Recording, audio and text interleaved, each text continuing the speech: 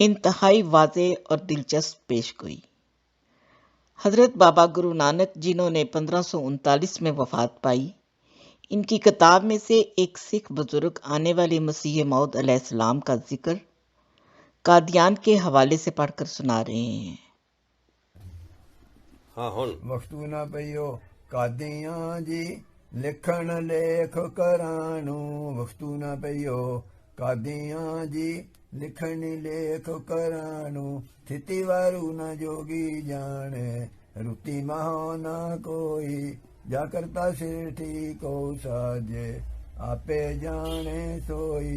केवें करी आखा केवें सलाई क्यों वरनी केवें जाना।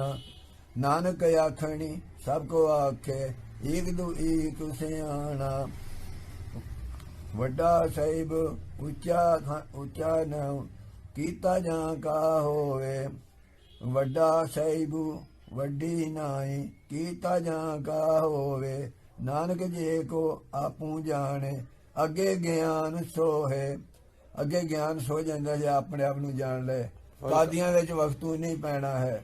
ਸੁਖ ਸ਼ਾਂਤੀ ਰਹੂਗੀ ਭਾਵੇਂ ਉੱਥੇ ਕਿੰਨੀਆਂ ਲੜਾਈਆਂ ਹੁੰਦੀਆਂ ਰਹਿਣ।